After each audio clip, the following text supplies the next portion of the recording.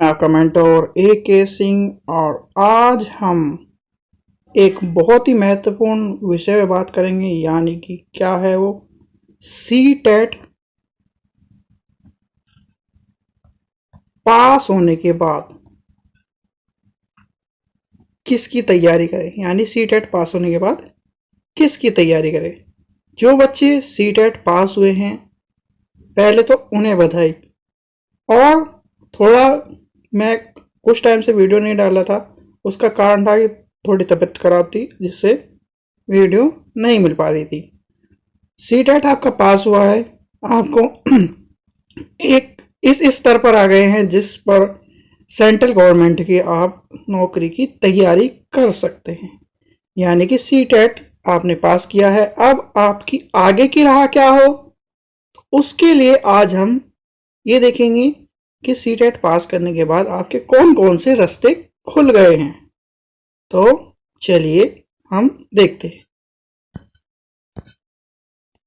बच्चों का CTET पास हुआ है, आपने CTET पास कर लिया है, यानी कि सबसे पहली बात है CTET पास स्टूडेंट।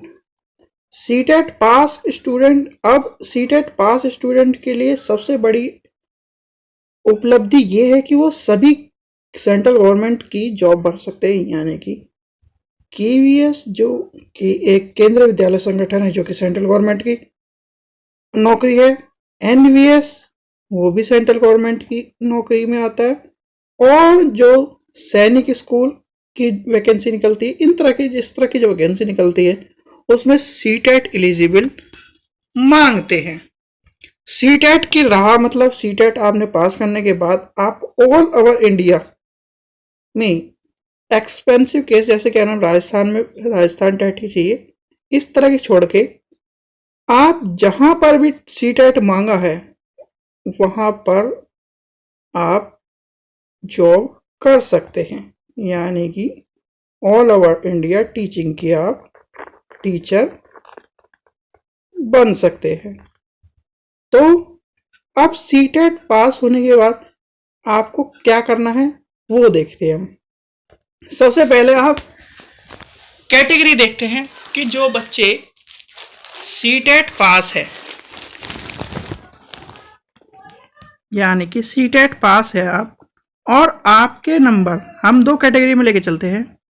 जो प्योर पास है यानी कि 90 नंबर से बिल्कुल पास हैं वो बच्चे, यानी कि जनरल वाले को ले तो 90 चाहिए। फिर उसके बाद OBC, अब यहाँ 83 यानी 82 83 के आसपास जो बच्चे हैं वो OBC SC ST, ये दो कैटेगरी बन गई हैं। तो इन दो कैटेगरी के बाद आपको क्या देखना है, आप किस किस के लिए एलिजिबल है। जो बच्चे 82 और कैटेगरी हैं वाइज हैं, यानी कि OBC SC ST, उसमें भी सबसे बेकार रहा, जिसे हम बेकार रहा मानेंगे, जो बेकार मानेंगे वो है OBC की राह। OBC पास स्टूडेंट अगर वो 90 मतलब कैटेगरी के छोड़ के 90 नंबर से पास है तो उसके लिए कोई भी दिक्कत नहीं है। अगर वो 82 से पास है, यानी कि 82 नंबर से पास है, यानी कि 55% से पास है, तो उसके लिए एक समस्या पैदा होती है। कहां पर पैदा होती है वो समस्या पैदा होती है, यानी कि DSSSB में। DSSSB में एक शर्त है, क्या शर्त है, वो शर्त ये है OBC होना चाहिए, वो भी दिल्ली का। अगर जो बच्चे ऐसे हैं जो कि जॉब कर रहे हैं और जॉब के दौरान वहां पर रह रहे हैं या फिर कुछ टाइम से किराए पर रह रहे हैं और वो OBC हैं और उन्होंने OBC का सर्टिफिकेट बनवा भी लिया, तो उसमें एक शर्त लिखी आती है कि आपका 90 2 के आसपास का ओबीसी का सर्टिफिकेट इस तरह का होना चाहिए। फिर जब आप ई ड्यूजर भरते हैं, यानी कि जब आप सेलेक्ट हो जाते हैं ओबीसी वाले कैंडिडेट के लिए, ये बात है ओबीसी के लिए, जब आप सेलेक्ट हो जाते हैं, पहला पॉइंट, तो आपका ई ड्यूजर यानी कि डॉक्यूमेंट को अपलोड कराया जाता है। डॉक्यूमेंट अपलोड कराने के टाइम पर आप सर्टिफिकेट डालते हैं, यानी कि ओबीसी का सर्टिफिकेट डालते हैं जो आपने दिल्ली गवर्नमेंट से बनवाया है। तो दिल्ली गवर्नमेंट से जो सर्टिफिकेट बनवाया है, उसके बाद जब आपके डॉक्यूमेंट के लिए आता है, कॉल आता है, तो उसमें लिखा आता है आप ओबीसी दिल्ली के नहीं हैं, यानी कि दिल्ली से नहीं है, दिल्ली आउटसाइड है, क्योंकि वो आपके पिता के नाम पे बनता है और पिताजी आपके कहीं दूसरे स्टेट के होंगे। तो वहां पर आकर आपकी कंडीशन ओबीसी वालों के लिए दिक्कत देती है। ठीक है बच्चों, तो ये समस्या सबसे बड़ी है ओबीसी वालों के लिए। ठीक है, अब डीएसएसबी की ओवरऑल बात करते हैं, हम नंबर वाइज करेंगे। सबसे पहले सबसे ज्यादा बच्चे डीएसएसबी के पीछे भागते हैं, क्योंकि डीएसएसबी एक सेंट्रल गवर्नमेंट की ही जॉब मानते हैं। और सेंट्रल गवर्नमेंट की जॉब इसलिए मानते हैं क्योंकि यहाँ पर और तो बहुत सारे बेनिफिट भी हैं। सबसे पहला बेनिफिट क्या है, एग्जाम देना है, direct selection, no interview, interview है नहीं, यानी कि इंटरव्यू आपका नहीं होगा। ठीक है, तो एग्जाम देना है, इंटरव्यू नहीं है। तो इसमें जो बच्चे हैं, यानी कि आप लेके चले, जो बच्चे पेपर 1 और पेपर 2 में जिनके 90 नंबर हैं, ठीक है, अब वो क्या करे, अपनी आज ही से तैयारी शुरू कर दे पीआरटी की भी, क्योंकि पीआरटी अभी जो कल नोटिस आया है उसमें पीआरटी बीएड वाले एलिजिबल हैं। तो जो बच्चा बीएड का है वो पीआरटी के लिए भी तैयारी करना शुरू कर दे। दूसरा टीजीटी, टीजीटी के लिए भी तैयारी करना शुरू कर दें अगर आपके 90 नंबर हैं। और अगर आप एससी एसटी में हैं, एससी और एसटी में हैं, और अगर आप दूसरे मतलब स्टेट से हैं, यानी मतलब कि दिल्ली से नहीं और दिल्ली वाले 83 पर है, वो सभी इसकी तैयारी आज ही से शुरू कर लें। क्योंकि डीएसएसबी में एक चीज की क्या गड़बड़ है, यानी कि एक चीज का हम लेके चलेंगे, वो क्या है,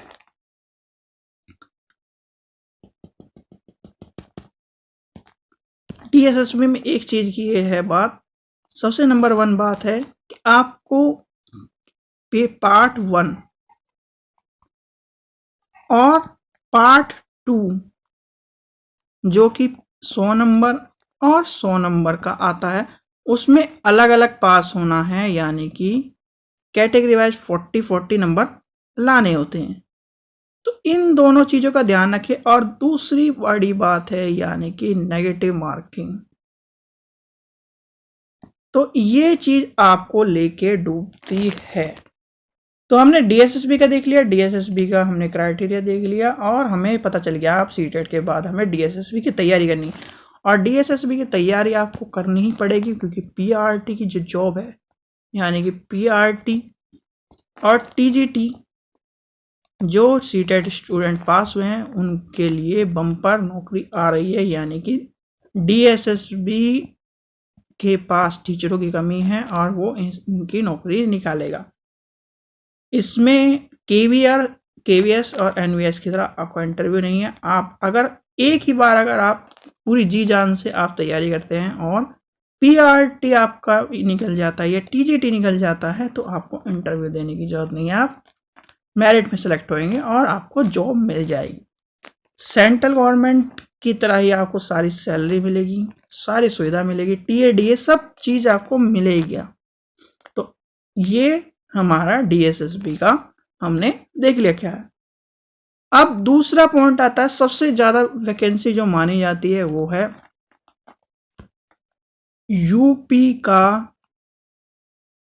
सुपर टेट।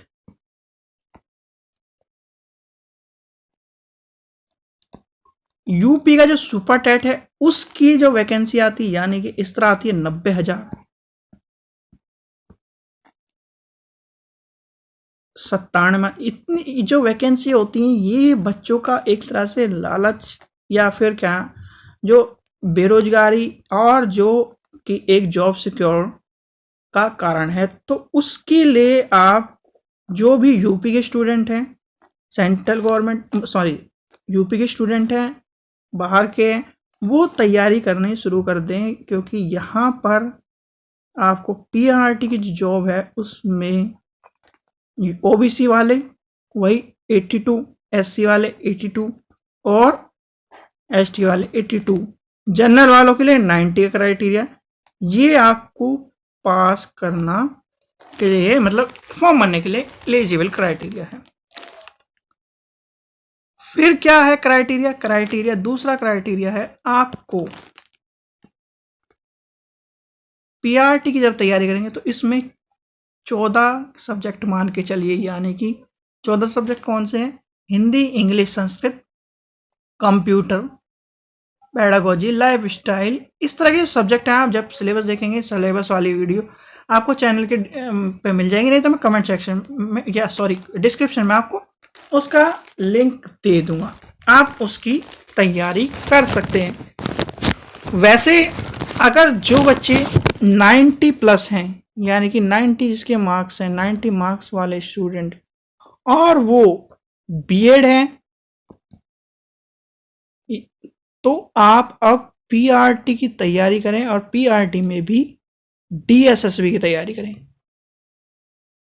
क्योंकि डीएसएसबी में आपको प्रमोशन की राह भी, यानी कि बीएड वाले को आपको सॉरी टीजीटी के लिए आप एलिजिबल यानी कि प्रमोशन मिल जाएगा। तो आपके 90 मार्क्स हैं तो आप सब चीज छोड़कर डीएसएसबी की तैयारी में लग जाएं, और साथ के साथ पीआर इधर सुपर टेट की तैयारी करते हैं। सुपर टेट में भी वही सब सी चीजें हैं, तो आप दोनों तरफ की राह ले चल सकते हैं।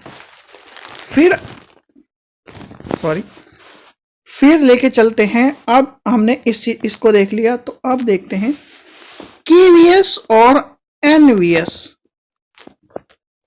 सबसे अच्छी जॉब मानी जाती है केवीएस की, फिर डीएसएसबी के बाद केवीएस की जॉब अच्छी मानी जाती है, क्योंकि केवीएस में बच्चे सेंट्रल गवर्नमेंट के बेनिफिट उठाते हैं, यानी कि बहुत सी जगह अगर जब आप देखेंगे तो कैंटीन फैसिलिटी, मेडिकल फैसिलिटी, इस तरह की चीज़ें जो बहुत सारी चीज़ें हैं वो मिलती है। तो केवीएस में भी वही क्राइटेरिया। अब यहाँ पर आकर ओबीसी वाले, जो ओबीसी हैं उनके लिए निराश होने की बात नहीं, यानी कि ओबीसी में आप कैटेगरी में पास हुए, यानी कि 55% और 82 मार्क्स के साथ। एससी और एसटी और जनरल के लिए 90 मार्क्स, जिनके भी 9 इससे ऊपर हैं वो अपनी तैयारी पीआरटी की और टीजीटी की करनी स्टार्ट कर दें। बिल्कुल आसान है।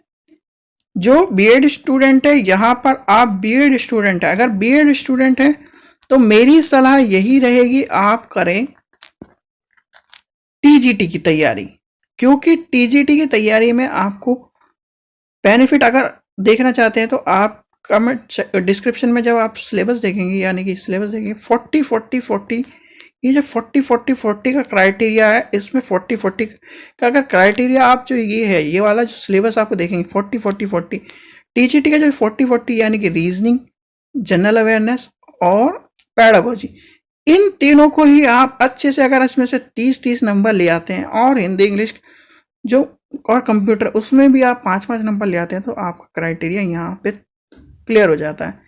केवीएस है, पीआरटी का मतलब ये है, पीआरटी में आपको सिलेबस यानी कि जो ईवीएस मैथ जो हैं उनको सब्जेक्ट जो होता है वो भी पढ़ना पड़ेगा, यानी कि सब्जेक्ट क्राइटेरिया भी पूरा करना पड़ेगा। सब्जेक्ट क्राइटेरिया में आप थोड़े से ज़्यादा पढ़ना पड़ेगा। तो यहाँ पर जो बीएड स्टूडेंट हैं उनके लिए मेरा सजेशन यही है कि आप इसकी तैयारी अभी से लग जाएं। तो आपका जो बीएड स्टूडेंट है वो अगर डीएसएसबी की राह पर चलते हैं आप, और वो दिल्ली एनसीआर या फिर इस तरफ की आप सोचते हैं कि मैं डीएसएसबी की जॉब अच्छी मानता हूँ, तो डीएसएसबी की में आप पीआरटी की तैयारी करें।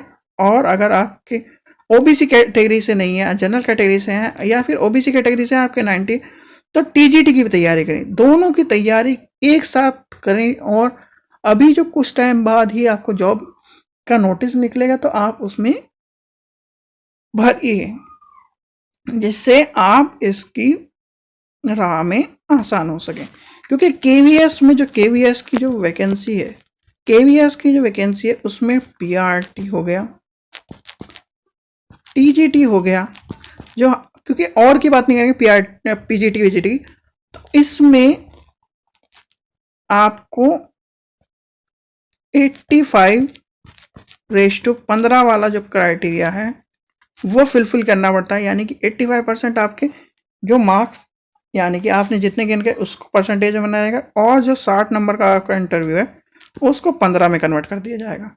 यानी कि 150 और 60, इसको सॉरी 210 का, तो 210 का जो ये है उसमें 85 जितने जाने कि आपके 220 आए, 120 आए, 120 का जो 85% होगा वो चल जाएगा। यहाँ पर आपके 40 आए तो 40 का 15%।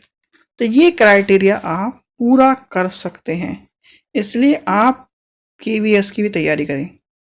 अभी आखिरी में देखेंगे हम किस किस की तैयारी किस किस तरह से करनी है। तो अभी हम ये देख रहे हैं कि किस किस आपके लिए एलिजिबल हो चुके हैं।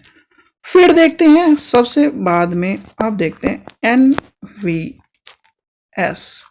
ये एनवीएस केवीएस के ही, यानी कि जवाहर नवोदय विद्यालय, जो कि ग्रामीण स्तर के विद्यार्थियों को शिक्षा देने का या शिक्षा का स्तर बढ़ाने के लिए एक जवाहरलाल नेहरू जी का उद्देश्य था, उसके हिसाब से ये चलाए गए थे स्कूल। इसमें क्या है, जो भी टीचर बनता है वो एज ए टीचर वहीं रहेगा।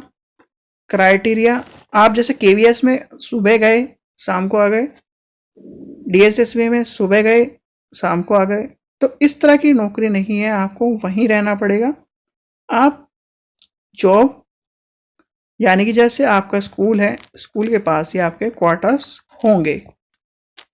आपको जो छुट्टियां हैं, यानी कि छुट्टियां जो आपको समर वेकेशन विंटर वेकेशन जो मिलती है उस टाइम पे आपको छुट्टियां मिलेगी। ये थोड़ा सा यही कमी मानते हैं या फिर जो भी है, पर जॉब तो जॉब है। जॉब करने के लिए आजकल गवर्नमेंट जॉब नहीं मिल रही, तो इसलिए जॉब की नीड के लिए आपको इसमें भी वही क्राइटेरिया, यानी कि एनवीएस की जो हम लेके चलेंगे, एनवीएस में भी नंबर 1 अगर आप ओबीसी से हैं, एससी से हैं, एसटी से हैं, 55% यानी कि 82 नंबर वाले, और जो जनरल से हैं वो 90+, तो आप इसके लिए पीआरटी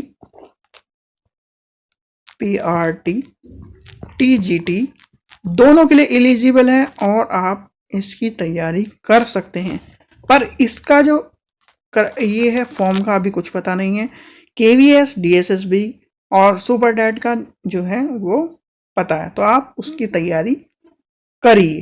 केवीएस का अभी कुछ पता नहीं है, तो हम केवीएस को हाथ नहीं लगाएंगे। जो करेंगे एनवीएस सॉरी केवीएस और डीएसएसबी की तैयारी करना शुरू करेंगे। अभी कुछ टाइम में आपको रोज मॉक टेस्ट की तरह से मॉक टेस्ट मिल जाएंगे, तो उसकी भी देखेंगे। तो आपने यहाँ तक देख लिया कि हमने किस किस जो सीटेट पास होने के बाद हम किस किस उसमें एलिजिबल हो जाएंगे। अब लेके चलते हैं, पहले मैं इसको 2 राह में बांट लेता हूँ। क्योंकि मैं ये नहीं चाह रहा कि जो ये है कैटेगरी पास,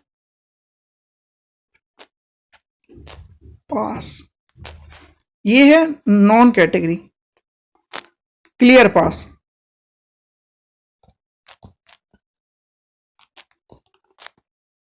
ठीक है, अब जो कैटेगरी में पास है, यानी कि कैटेगरी में पास है, अगर वो यानी एससी में है, नंबर 1 एससी एसटी में है,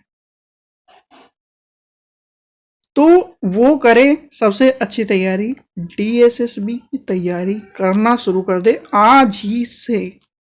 यानी कि आप अच्छी सी किताब लीजिए, और किताब क्या, आपको मैं सिलेबस आपको बता दूंगा किस किस तरह से आपको तैयारी करनी है और कहाँ कहाँ से सबसे ज़्यादा किसकी तैयारी करनी है, तो उसी पर लग जाइए और उसी पर फोकस करिए।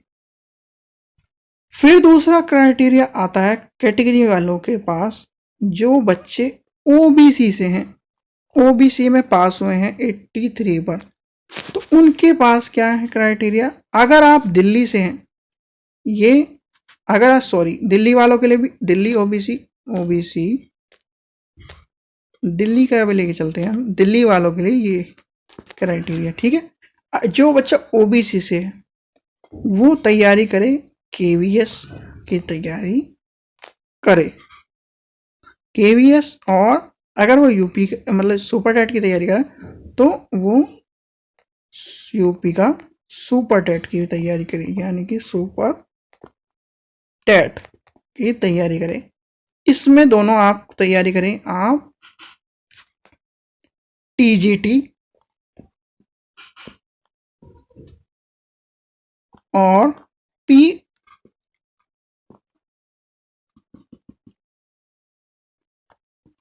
पीआरटी की भी तैयारी करें।